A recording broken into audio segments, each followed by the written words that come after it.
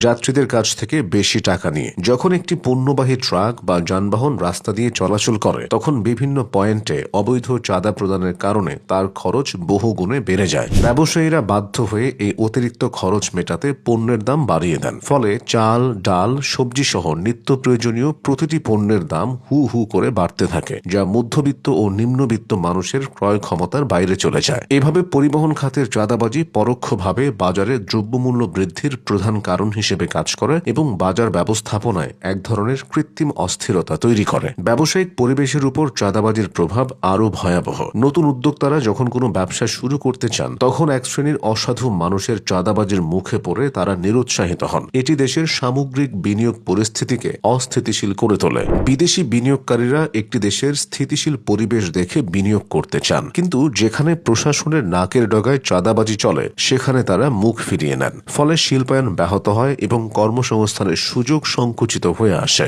বিশেষ করে আবাসন বা নির্মাণ খাতে চাঁদাবাজির উপদ্রব সবচেয়ে বেশি দেখা যায়। ইট, বালু বা সিমেন্ট সরবরাহের ক্ষেত্রে নির্দিষ্ট সিন্ডিকেটকে চাঁদা না দিলে কাজ বন্ধ করে দেওয়া হয়, যা স্থাপনার নির্মাণ ব্যয় বহুগুণ বাড়িয়ে দেয়। এটি দেশের অর্থনৈতিক প্রবৃদ্ধিকে ধীর করে দেয় এবং দীর্ঘমেয়াদে পরনির্ভরশীলতা বাড়িয়ে তোলে। সামাজিক নিরাপত্তার ক্ষেত্রেও চাঁদাবাজি এক বড় হুমকি। চাঁদাবাজির মাধ্যমে সংগৃহীত বিপুল পরিমাণ অর্থ সাধারণত সন্ত্রাসবাদের কাজে ব্যবহৃত হয়। এর ফলে সমাজ জুড়ে এক ধরনের ভীতি, অস্থিরতা এবং অনিশ্চয়তা বিরাজ করে। মেধাবী ও উদ্যোগী মানুষরা যখন দেখেন যে তাদের কঠোর পরিশ্রমের ফসল পেশি শক্তি দিয়ে অন্যায়ভাবে কেড়ে নেওয়া হচ্ছে তখন তারা মানসিকভাবে ভেঙে পড়েন এবং দেশ ত্যাগের পথ খোঁজেন। বাংলাদেশের বহু তরুণও প্রতিনিয়ত সমাজের এই বাস্তব পরিস্থিতি দেখে দেশ ছাড়ার ইচ্ছায় বিভোর থাকেন। এটি রাষ্ট্রের জন্য এক অপূরণীয় মেধা পাচার বা ব্রেইন ড্রেন হিসেবে কাজ করে। রাষ্ট্রীয় প্রশাসনের স্বচ্ছতা ও জবাবদিহিতাও চাঁদাবাজির কারণে চরমভাবে প্রশ্নের মুখে পড়ে।